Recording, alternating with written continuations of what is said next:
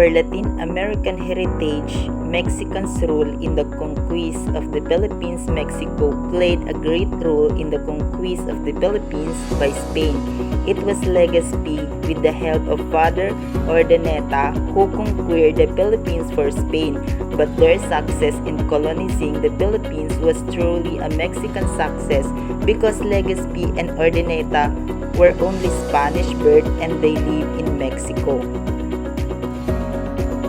Without the additional troops, missionaries, and supplies from Mexico, Legazpi expedition could not have succeeded. But we should remember that the Spanish government in the Philippines was always in need of funds.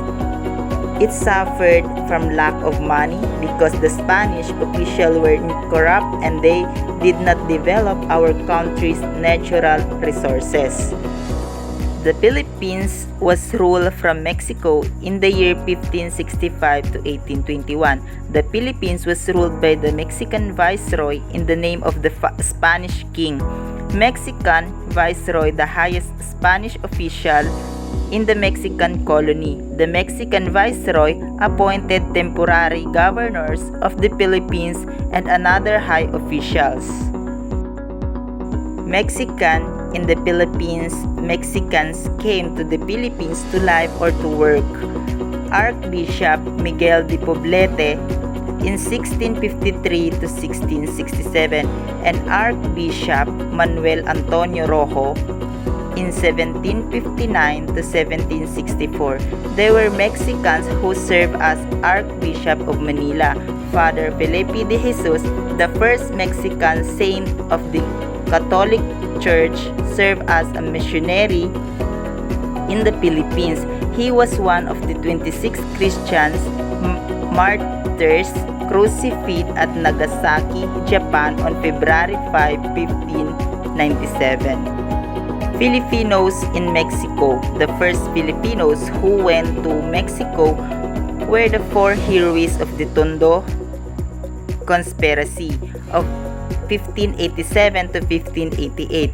This secret society was found out by Spanish officials on October 26, 1588, and all its leaders were arrested, executed, and exiled.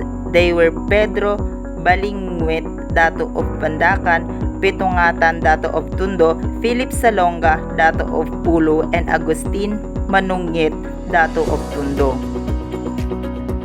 The Galleon trade. Galleon trade was the chief link between Mexico and the Philippines. The most important events of the year in both Manila and Acapulco were the departure and arrival of the galleon. The safe arrival of the galleon was a festival occasion, celebrated with great joy, Thanksgiving, message, parties, and the traditional ferry. Through the galleon trade, many families in Mexico and the Philippines became rich. Because of the galleon trade, Manila became the Pearl of Orient, or the trade center of Asia. The Parian Mexico in the Philippines influenced the Mexicans to build their own Parian, Chinatown. The Manila Galleon brought to Mexico many goods from Asia, ceramics, one silk, cotton blankets, and etc. 1703, the special market for Asian goods was inaugurated. It was called Parian after the famous Chinatown in Manila. Mexican contribution to the Philippines. New plants were the following: agures, avocado, calabasa, beans, cacao, kamachile, cassava, chico, guava, guayabano, corn, magi, papaya, peanuts, tobacco, wheat, and etc.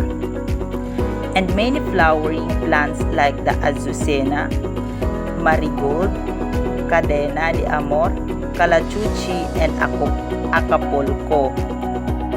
New animals: cattle, fighting rooster, oxen, horse, ducks, and maya.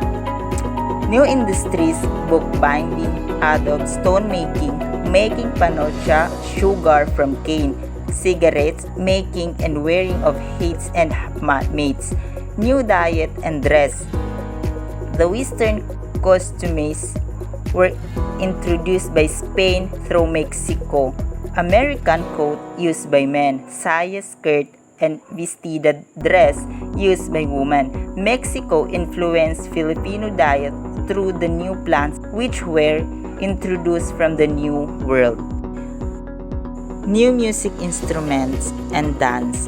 The first Western musical instruments, violin, guitar, flauta, harp, drum, trumpets, and cymbal, were brought to the Philippines from Mexico. Many Philippines song and dance came from Mexico.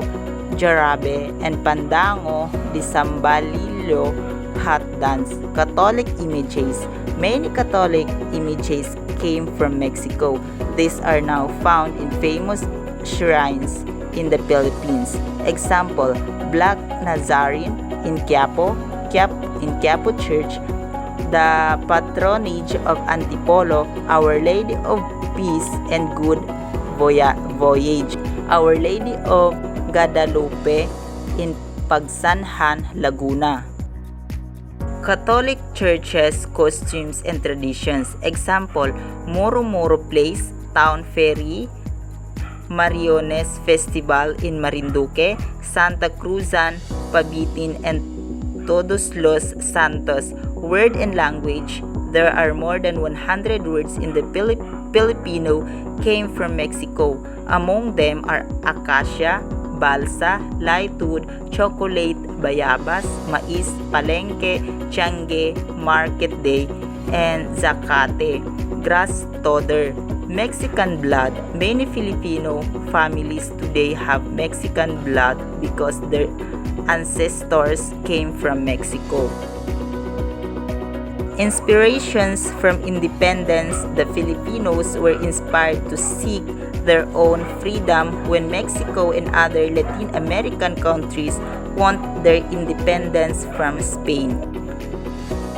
Filipino contribution to Mexico. Number 1. New plants. These are cinnamon paper and tamarind, coconut, and mangoes, bananas, and ilang-ilang. Number 2. Tapayan Eastern jar. Many Mexican families in Acapulco and nearby town still use the big jar called tapayan in their homes. Number 3. Antiques. These are Monton de Manila, shawls, pete, handicraft, and Ilocano blankets. Number 4. Parian. The Parian of Mexico City existed from 1703 to 1843 and was copied from the Parian in Manila. Number 5. Filipino words like manga, mango, monton, shoals, karatan, lakatan, banana, parian, market, palay, raw rice, and saranggola kit. Number 6. Filipino blood. Many Filipino came to life in Mexico, especially those sailors who deserted the galleon ships. They live in Acapulco and married women. Number 7. Independence money. It is also curious that the Philippines helped Mexico gain independence from Spain. From the darkest hour of the Mexican fight for independence, the train carrying the galleon money from Mexico to Acapulco passed by. The money belonged to Spanish merchants in the Manila who exported goods to Mexico on the galleon. General Agustin de Iturbide with his troops helped up the train and got the money for his troops. Thus, he was able to continue and win the fight for independence. Historical values. The Philippines had very close relation with Mexico during the Spanish era.